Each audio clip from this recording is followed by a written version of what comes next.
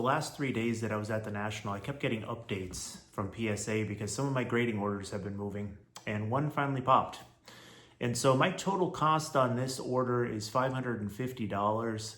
The value is going to be a little bit over $1,000, so just about doubling my money. The entire order is Kobe Bryant. It's a relatively small order, and here we go. Results, first off, a 2000 Finest. This one was a bit of a head scratcher. I got a min size on this Kobe. I'm really not sure what the issue with this was. I know sometimes some cards can be a little bit short coming out of a pack. I don't believe that anybody's actually messed with this card. I just know that sometimes in certain issues that is an issue with some of these cards. So I don't know if I'm gonna end up sending this again or sending it to CGC. I'm not really sure what I'm gonna do with it, but came back bin size, a little bit of a head scratcher, a little bit of a surprise. That was the only real bummer in this order. Moving on to card 2, 1999 Ultimate Victory Surface to Air. This card is awesome in hand. It's really cool. It's got a lot of nice shine to it. It's got a relatively low pop also. It's a pop 105 total. It's not an extremely valuable card, but in a PSA 8, which this one got, it's worth a little bit over $100. So it's a really nice card, relatively low pop. These are the types of cards, honestly, that when I see them graded, like at a show or sometimes even online, I like to scoop these up because I think they look really aesthetically really nice in hand. And there's just not a ton of them. And that's part of why I like collecting Kobe, because there's a lot of options out there that aren't super expensive. So I think that was okay. I thought personally that this card looked like a 9 with a chance at a 10. I'm not sure exactly what they saw, but this is probably going to be the nicest 8 that you can imagine because I just couldn't see any flaws on this card when I sent it in. But I'll take the 8. I paid very little for this card, so it's a definite value add. The next 4 cards are part of the same set. They're just different parallels. The first one's a 1997 SPX Silver die cut card. This one got a PSA 7. If you go back to my previous video, when I bought these cards raw, I had mentioned that I'd love to get 8s, but realistically, they're probably going to be in that 6 or maybe a 7 range.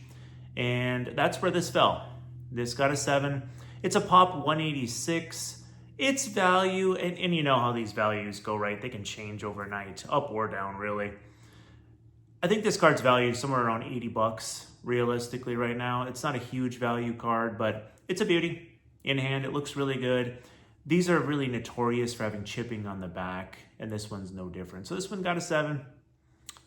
Like I said, pop 186. Let's go to the next one, same set. This one is an SPX Sky. This one got a 6. So this is a pop 156. So the pop on this one's a little bit lower. I think value-wise, this one's hovering somewhere around $50. Again, that can change relatively quickly. If I saw others in this grade range around that price, I'd probably go ahead and pick them up. I may look to upgrade these a little bit. You know, if I see these in 8s or 9s, I might try to pick up some. I don't know how available they are in 9s, but you know, 7s and 8s with these 6s, and then with these 7s would be okay. Look to probably pick those up. So that's the second one out of this 4-card set of parallels I sent in. The next one is the bronze, and that one got a 7. Again, the pop on these just keeps going down. The pop on the bronze is 134. I value this one somewhere in the $50 range. The thing I like about these, though, I bought them all from one seller. They're just good, clean, raw cards. You know, by clean, I mean, you know, they haven't been tampered with. They have the chipping that a lot of these cards have. And with some of these releases, it's okay. You know, you want to have higher grades because, of course, the value goes up. But a lot of this is based on how much money you have into these when you're talking about values. And ultimately, I got good value out of this, mainly because of this next card. The last of the 4 that I sent in from these parallels, an SPX Gold, this got a 6. However, this is only a pop 89. And this card is valued over $300. The golds are pretty hard to find. and they go up pretty dramatically by grades. I want to say I saw a 7 had recently sold and it was like $700. So I think mine's somewhere probably in that $300 to $400 range realistically.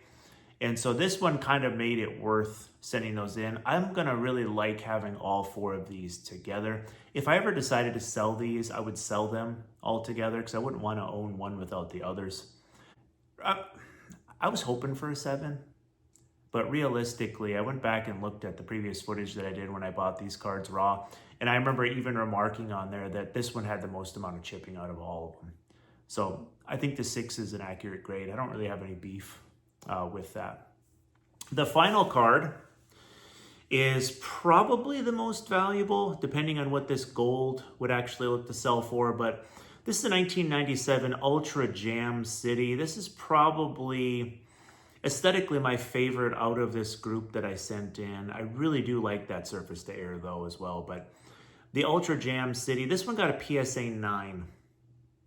Total pop on these Jam Cities. You know, when you compare these insert pop reports to like more modern issues, I mean, it's a pop 1103 total across all grades. That's just not a ton. I mean, this is a really cool insert. This card's worth somewhere between $400 and $450. I didn't pay much for it. So when you go back and look at all of these cards collectively, like I said, my cost was about $550. The value is about around $1,000, maybe up to like $1,100. So I would safely say that I would about doubled my money on this Kobe Bryant order. You know, what can you really ask for, right? I mean, if one of those die cuts would have got a grade higher, sure, it would have bumped the value. You know, a couple of them, it would have pumped that value up quite a bit. But it is what it is. I can't complain too much. The finest in a min size is kind of a head scratcher, but you know, what are you gonna do? So stay tuned for part 2 of this video. I'm gonna go ahead and evaluate the raw cards that I picked up at the National and prep those for grading in terms of at least the ones that are gonna make the cut. So take a look at these raw cards from the National. So people wonder, like, if you go to shows and you buy cards from like the mid to late 90s, early 2000s, can you still get good quality raw cards? So I've just had an opportunity to go through all of the raw Kobe, Jordan, LeBron stuff that I picked up at this year's National. And overall, I'm really actually pleasantly surprised. And so the first 4, I picked up 4 copies of this card. The dealer had, I think, I want to say like 10 or 12 of them, something like that. So I kind of picked out the ones that looked the best. In hindsight, you know, he wanted $25 a piece. I bundled them, so I got them for less than that. In hindsight, I probably should have bought them all regardless of condition. But it is what it is. Some of the ones that I passed on had noticeable chipping, like on edges and corners and stuff like that. But like I said, I picked these Fleer Tradition Kobe cards up. Of course, Jordan's in the background. I looked through all of these. If I have to guess, so I've got 4 of them, right? And I'm going to grade all of these. And so one of them has a ding on the back corner and a little surface imperfection. So I think that one, worst case scenario, is going to be a 7. The other ones I think are in that 8 to 9 range. I don't necessarily think any of them are going to gem. They'll have very small amounts of like roller marks on the cards. And so I think for that, they likely won't gem. But I wouldn't be surprised if I got a couple 9s and a couple 8s really. But if one gets a 7, I'm not going to be super shocked. They're just really good clean cards though. And it's great timing to pick these up, because they've kind of been shooting up in value. I saw that 9s, you know, hovering around that, you know, $180, $200 range.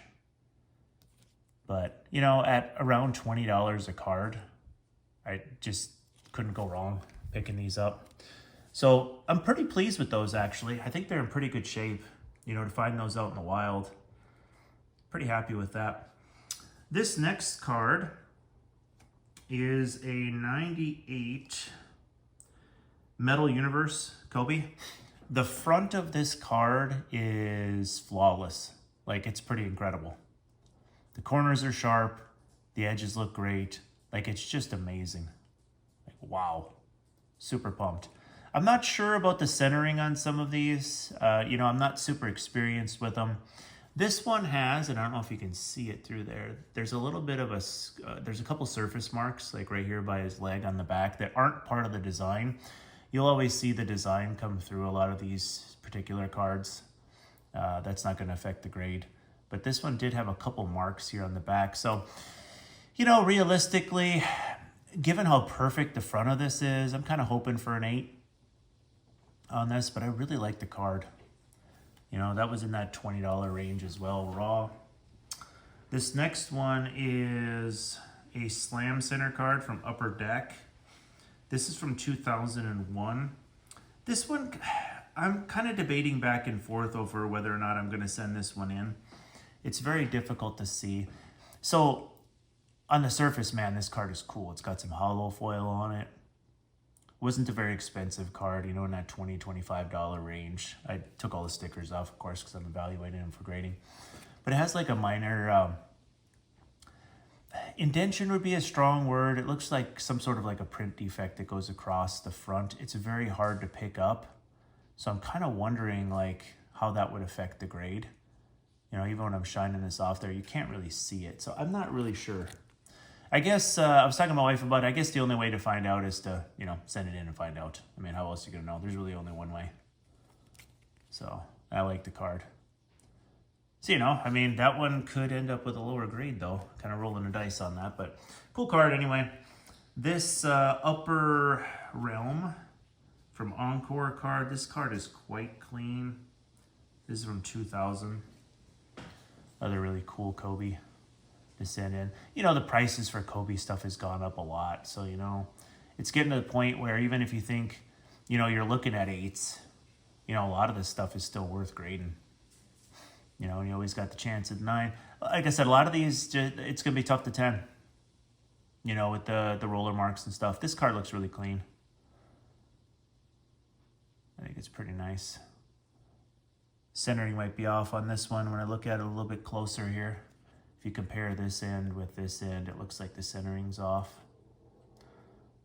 But as far as like the surface of the card and stuff, it's quite clean. Centering might get me on this one. Didn't really notice that the first time looking through, but if you look at this part to this, my apologies for my dog barking there a little bit.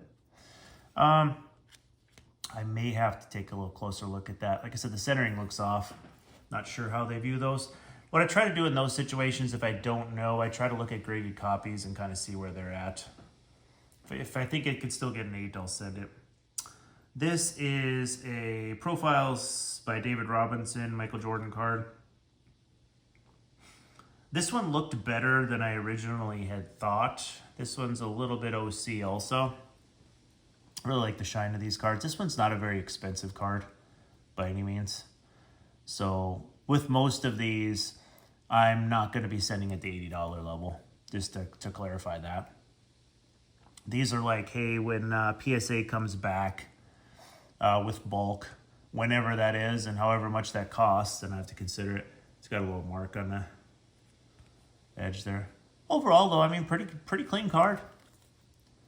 You know, cool design. Probably looking at 8-ish around that, too. I just think with these older cards, man, I don't think 8s are a very bad grade, and the values are pretty good in a lot of these. This is a freshman season collection LeBron card with Kobe featured on it. These are from 2004. Overall, a pretty nice card. If you can see it on the camera there, it's got a few like white dots. Those are actually on the card. I'm not sure how that's going to impact grading. I really like the fact, though, that he's on here with Kobe. I'll send this in regardless. Again, I'll just wait until bulk opens. But I looked at other graded copies, and they did not have this imperfection, so I'm not really sure how PSA would view that. Cool card, though. Overall, pretty clean. Corners look pretty good. You know, in a lot of these cards, you know, you'll see some imperfections on them, but overall, I was pretty impressed. I thought they looked pretty darn good for the age. This next one is an electrified Jordan. I think he had a sticker of like $85 on it. I bundled these, so I got it for cheaper. This card has really taken off lately.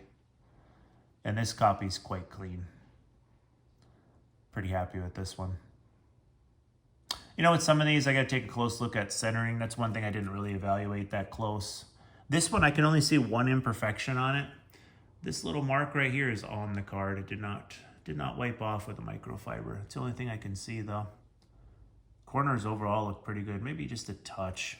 You know, if this comes back in 8, I'd be pretty happy. Sweet card. I've got a couple of these. I pick these up. You know, if I can buy them raw, I pick them up. This is an Area 23 Jordan card. And this is from, looks like 1999. The surface of this card is just flawless. It's in incredible shape. No roller marks, no dings on corners, no surface imperfections at all. Just an incredible shape. So cool. OC off on the back, of course. That I can see right off the bat, but wow, is this card nice. Was super impressed with this one. So that one's really, really cool. Really like that card. And then the last card, I'm going to send this in at the $80 level. This is probably the biggest one out of all of them. I shouldn't even say probably. This is the biggest card out of all of them. And I was super pumped when I evaluated the condition of this card. This is the 1990 Skybox prototype Jordan. If this card isn't an 8, I don't know what to tell you. There is zero surface issues with this card, with the exception of one thing. The little fisheye right there. There are no roller marks. There are no scratches. There are no scuffs. The centering's pretty decent on it. I was so excited about this. This back corner / edge, it's got just a tiny imperfection right here. But man, this thing's nice. This card's pretty valuable. I want to say I saw a 7 sold for like $700 and some dollars. I think he had this stickered at $400 and I bundled it, so I got it for less than that. Wow, is this card nice though. I was really impressed. I believe this card is a solid 8. So I think I'm going to send this card at the $80 service level. Because, you know, if it gets an 8, they're probably going to upcharge me anyway. What a card. So, in my opinion, you know, based on all of these things, and we'll see. You know, I know there's variations as far as, like, which office gets your card and how they grade them, etc. I get all that, but really happy with the condition of these cards. I'm going to grade all of them that I put on this video. So, there's still really good raw cards out there from the 90s and early 2000s. If you're expecting Gem 10s, there's a reason why those are really hard to find. That wasn't my expectation. My expectation was, you know, can I get cards that are in that 8 to 9 range? That's kind of my target. If you take a few 7s, I mean, if you buy them cheap enough, even 7s aren't bad for a lot of these cards. So, hope you enjoyed this video. If you haven't already, if you consider subscribing to the channel, that would be great. And I'll see you in the next one.